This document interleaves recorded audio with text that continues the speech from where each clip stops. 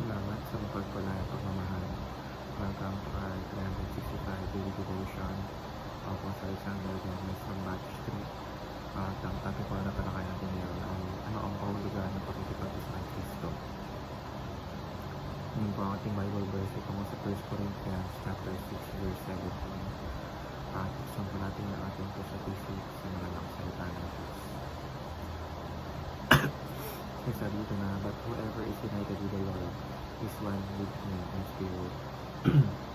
Sa Tagalog, ang nakikipag-isa sa Panginoon ang nakikipag-isa sa Kanya sa Spirit.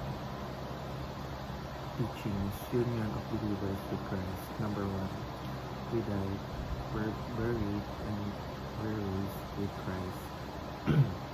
Ibig sabihin nito, kaya kahit ang dating makasalanan pagkatao, ay namatay na lang tayo ay tumanggap kay Kristo. Kasama natin siyang inilibing at mulong na buhay. Kaya mayroon na tayong bagong buhay na nagpabagalan. Hindi na tayo alipin ng kasalanan, kundi bahagi na ng bagong buhay na ibinigay ng Jesus sa atin.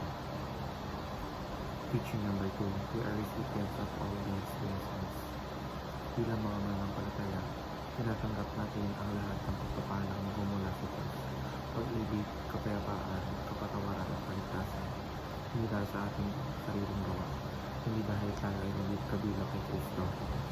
Lahat ng biyayang tinatamasa niya ay binabahagi rin sa atin bilang kanyang mga anak.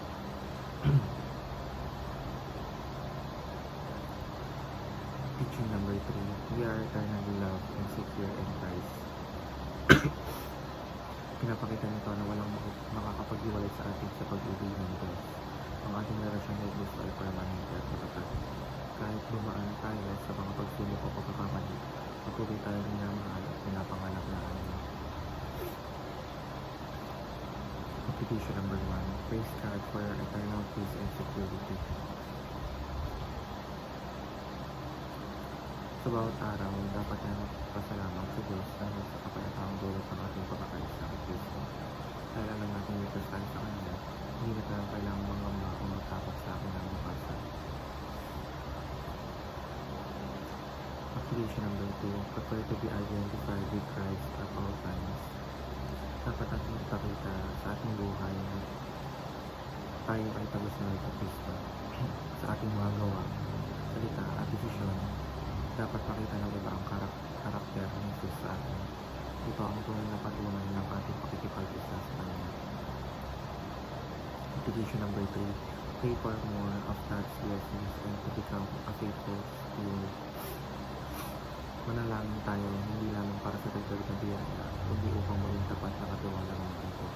Ang mga pagpapala ng Diyos ay dapat ating galitin ng mga pananalitan para makatulong sa iba at magbigay kalulatian sa Kanya. Yun lamang po ang aking devotions. Maraming salamat.